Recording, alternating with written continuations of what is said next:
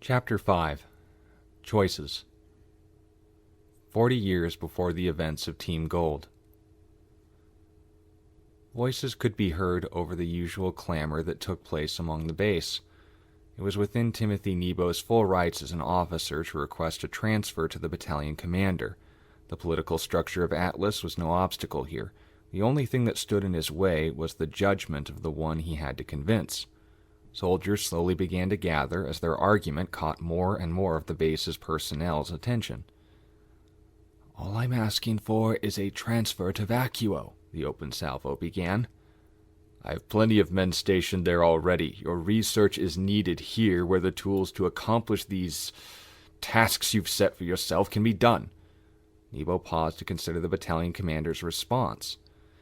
"These tools can travel as easily as I." The battalion commander interrupted him. "If you plan on taking weapons and technology into enemy territory, then I will report you for suspicion of causing an insurrection." Nebo's pause was remarkably shorter, but his response was more measured and low. "What is this really about?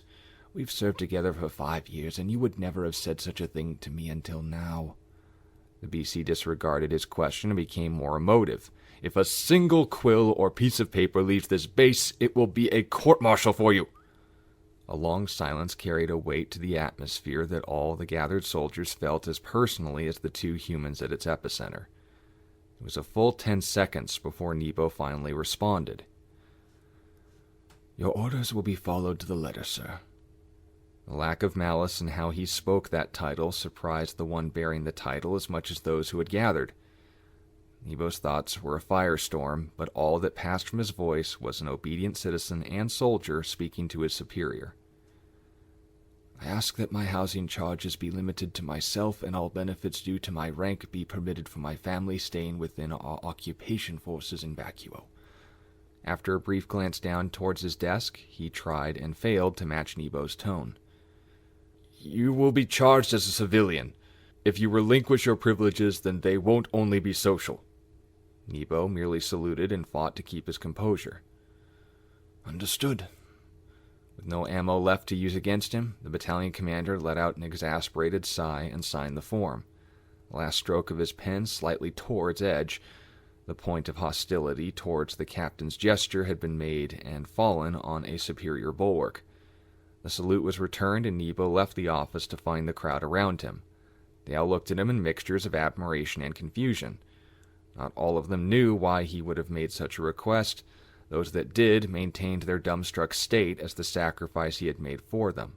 On paper, his life was about to become a living hell, all but severed from his family and belongings. Those that were none the wiser to the politics behind this exchange gave him a knowing smile. One in particular held out their hand to grasp Nebo's shoulder. "We're going to help you carry this burden." It wasn't a time where Nebo's patriotism was at its highest, but he smiled knowing that at least some of his countrymen took the name of their nation to heart. Looking within himself for strength, he swallowed the severity of his decision and went to make peace with the nonsense his life was about to become. The only thing that actually gave him peace wasn't the soldiers who would stand at his side through this. It was his son. No sacrifice was too great for his family. If he left any legacy to the next generation, then this would be a worthy price to pay to write that eulogy. Current day. 3 full weeks had passed since the last time Leia had interacted with her teammates.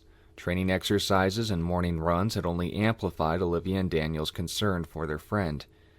It was all too familiar, and they didn't want their friend attempting to repeat history. Daniel was learning to voice things more as Olivia was taking the time to listen. Between scroll calls with the instructor to face-to-face conversations with one another, their first date night together brought this to a head when they had nothing to talk about but their anxieties about Leia. At a public table and illuminated by candlelight, Olivia looked at Daniel as he made to pay for their meal. "What happened with Gideon again?" Daniel looked up at her and took a moment to appreciate the view. His wife adopted a modest yet breathtaking gown that had been chosen by their friends the moment they began showing signs of moving on. Life continued, and the dark material melded with her ebony complexion that was only made more righteous as she began to blush at his gaze. Daniel, she chided him in an attempt to get his attention to her words rather than her frame. I'm sorry, Sunshine. I was focused on the tip. What did you ask me again? She appreciated the fact he was taking their marriage counseling sessions to heart. He naturally inclined to letting actions speak louder than words, but she preferred that clarification to eliminate the possibility for doubt. He graciously took the incentive to explain even the things he didn't have to for her sake. She returned the attempt to meet her where she was at by asking questions and listening more than speaking. What happened with Gideon? The matter-of-fact manner she had spoken his name almost added weight to it as Daniel's eyes briefly became downcast. Tempted to clarify herself and apologize for hurting him, she resisted and allowed what she knew about her husband to manifest itself his way as he processed her words. You want to check on Leia, don't you? She nodded and drew her arms to her shoulders. What have you heard about her? Daniel shrugged. Not much, but I understand exactly what you're saying. A small smile passed her lips as they successfully completed another couple exercise. It wasn't easy, or often they managed to avoid falling back on their old habits, but today was a good day for them. They opened up an opportunity for them to share that joy with someone else. Gathering their food, the leftovers were wrapped and prepared for their friend in case she needed something. As they made their way down the street, she took his arm in one hand and allowed him to carry the food in the other. They were all but alone as the night lamps illuminated the dirt roads at intervals that guided their way back to the academy housing quarters. While the majority of the damages had been repaired, the road itself had been designed to reform itself naturally apart from the most dramatic of damages. One area in particular caught their eye as it was smoothed out more than the others. The former crater they had found their friend in was hard to remove from their minds. Olivia stopped, and Daniel sensed the tension as she processed the memory. The way she screamed.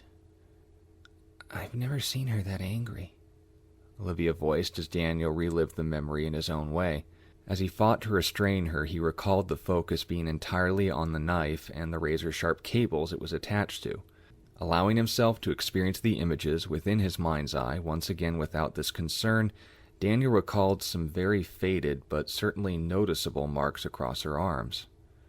The implications ran over him as he realized she was too adept with her weapons to blame those on training accidents. Preparing himself for the excuses he knew would come before they had even seen Leia's face, Olivia tugged on his formal jacket and brought his attention back to the present. Is something wrong? Instead of keeping up their couple's exercise, he realized this could be an emergency. Taking her up in his arms and carrying her, he broke into a full sprint up the hill to where the instructor's quarters were. Olivia was confused by his silence at first, but had learned enough about him to know he wouldn't be exerting this much effort without reason. He was getting tired more easily, and was sleeping a lot heavier. Normally this was something she'd appreciate for prolonged cuddling sessions, but someone of his size was an epitome of strength to her. The fading image of that strength created a similar anxiety in her that they had both began harboring towards Leia. The shaking and speed she was subjected to only amplified her concerns as this sudden rise in urgency spoke all it needed to. She would learn from him this time and quietly consider and prepare for what would need to be said, rather than present as much data as possible and hope the correct answer appeared along the way. As they arrived, Daniel was clearly winded but still motivated to make his way into the house. He began banging on the door and calling out to her. Leia! Leia! Leia Luminel, it's Daniel! Are you all right? What's going on? As her husband continued to voice his concerns on the door, she began looking around for evidence like she would examine the scene of a bandit attack. The floors were solid, so footprints in and out weren't as easy to form conclusions from. Regular cleaning teams would eliminate shoe or footprints as anything to form conclusions on. Lights and windows weren't an option, or even necessarily a motive, since there was only one entrance to the instructor's quarters, and there was no reason for her to hide or leave with any concern. There simply wasn't anything she could work with without her goggles or tools to follow heat trails or print marks. She tried smelling for heat within the room and made a concerned look at Daniel. Turning to meet her gaze, they both let the unspoken word pass as they both prepared themselves for what they were about to see. Daniel moved back to break the door down, and Olivia took shelter nearby with the hope that everything they had to suspect was wrong. As Daniel began his first circuit to take the door down, 2 steps had already been taken to increase his momentum before he found reason to slow down. Olivia looked at him to check what had caused his steps to falter. "You two clean up nice." A dry and distant voice spoke as it revealed itself to be Leia, coming from down the hall. "Where have you been? We've been worried sick. Are you... Olivia began asking as she was illuminated by the next light within the building and brought her features into full revelation. Her normally athletic frame had been replaced by gaunt and hollow features. Her tail's hair had become matted and greasy like the long strands hanging from her head. "Can I see your arms?" Daniel asked as the most pressing matter came to mind. Leia let a small breath escape from her nose. "You're becoming more like each other every day. Right to the point, huh?" She raised her hands up and allowed the image of her forearms and wrists to be seen as skinny, yet pristine of new marks. It was then Olivia's turn to speak. "When was the last time you ate something?" A sad smile, accompanied by hollow eyes, was all the response they needed. She didn't respond, but began to stumble as her legs began involuntarily shaking. Olivia caught her, and Daniel rushed to join them. They assisted her into the office and onto a couch as Daniel went to retrieve the food they had left outside. In his absence, Olivia hugged her friend, and Leia merely accepted the gesture. "I was going for a walk," she answered to the silence in the room as Olivia merely rested her head on her shoulder. The presence of another person had become so unfamiliar to her that the excess began to make her unsettled. "How far did you walk?" Daniel asked as he opened the box of meat in front of her. Leia's mouth watered reflexively, but a seriousness in her eyes fought with the next rational response, and chose instead to look her friend in the eye. "I don't know. I was just looking for water." Olivia and Daniel exchanged a glance as he pushed the box closer to her. "Eat. Now," Daniel commanded as Olivia nodded her head. Leia couldn't cry, but her chest began seizing in short bursts, suggesting she wanted to. Her breaths were as ragged as her appearance and motivated Daniel to get her a drink from the sink. Eagerly taking in the fluids, her body began to quickly process the hydration and allowed a trail of tears to form. This release eased the pressure on her lungs, and her throat began to clear. The afterimage of her aura flickered and appeared as they saw her semblance began to do its work. Her full features quickly emptied themselves as her enhanced metabolism burned through the water as quickly as she took it in. She was starving herself, they both realized. Daniel and Olivia both moved towards her and encouraged her to take in more. Leia, look at me. You need to drink. You need to eat. This isn't healthy, Daniel explained as Olivia made her way to the food and took up a morsel and coaxed her into eating it. She seized up into a coughing fit that forced them both to back off from offering her nourishment. Daniel began firmly and consistently patting her back to aid in the vacation of her lungs. Olivia went to the food and water, making it more presentable and organized in a way Leia could process it effectively. When her coughing ceased, they both moved on her again, but slower and calmer this time. She took the initiative to speak first this time. "I'm sorry, guys. I just can't right now. Ever since Gideon, I can't look at anything without thinking of him. It hurts, and I'm tired of this light keeping me in pain." Daniel gave her a knowing look as she remembered the price his semblance took on his nerves, regardless of how ineffective dust was on his skin. The pain is worthwhile if it's for someone. Leia's eyes flared to life as she lashed out at him. You have someone. You... She went into another coughing fit, and Daniel returned to his post of assisting in patting her back. Olivia started with the water and went to bring it to her lips the moment she stopped.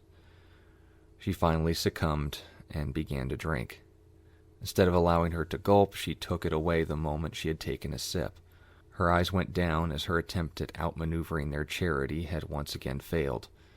They had all taken the same nutrition courses. She had stayed up all night with them, both making sure they understood everything they needed to in order to pass their final exams. Gideon once again made his way through her mind as his quiet smile observed their futile attempts at rousing Olivia that only became successful when Daniel bodily picked her up and produced a mocking scream barely loud enough to wake their dorm mates. This gesture on Olivia's part showed she hadn't been sleeping, but as always sought to lighten the mood. As she returned from her memory when another sip was offered to her, she smiled as their contributions to her flashbacks finally included something joyful. With one more sip of water, the loosening of her shoulders communicated to them both that she was finally done fighting. It was this moment of vulnerability that Daniel repeated their question. "What is going on, Leia?" Instead of answering them or crying, she raised her hands and allowed her ears to finally take a neutral stance. I'm sorry I made you all worry. I'm just trying to get through this. Daniel nodded to Olivia and took on a serious but empathetic tone. We're all trying to get through this. Just please don't try to do it alone. We don't want to lose you too. That was a factor she hadn't let into her mind. With the misery being inflicted on her, the pain naturally set her in a state of constant self-preservation that was almost instinctive. She hadn't meant to be selfish, but within this group setting, the wisdom of isolation revealed itself to be foolish, as one had convinced her to pursue drinking, bleeding, and manipulating her semblance into overdrive in order to starve herself. For once, she was grateful that this attempt on her own life had failed, and decided to lay back on the couch. Allowing her friends and teammates to minister to her needs, she sampled the leftovers until sunrise, while admiring how well they were both getting along since she last saw them. Her aura's light faded as her subconscious eased on its incentive to keep amplifying her semblance's effects. Once she had successfully fallen asleep, Daniel sat down on a large nearby chair by the bookcase and allowed Olivia to join him. The team rested together as a new day dawned and made its way into the afternoon. When the sound of an opening door roused Olivia from sleep, she quickly got to her feet and straightened herself in as respectful a manner as her evening dress would allow. I don't recall encouraging these kind of sleeping habits. The familiar accent of the voice was enough even to arouse Daniel from sleep, as his eyes widened and rose to his feet. Leia couldn't raise herself, but vocally acknowledged the one in the room. Instructor. Nodding, he moved to his desk and acknowledged the presence of food and water scattered across one of his tables. Waving away an explanation, he merely sat down in the chair that Daniel formerly occupied and scattered various papers across its surface. I need you all to get some sleep. As soon as this one is properly recovered, come to me immediately. Understood? They all spoke as clearly as they were able. Yes, Instructor. Looking at Leia in particular, he shook his head and gestured for Daniel to leave her be. Is there something you want to talk to me about? After processing this evening's events and taking one last look at the teammates by her side, she spoke the words they had been hoping she'd say. Yes, Instructor. I would.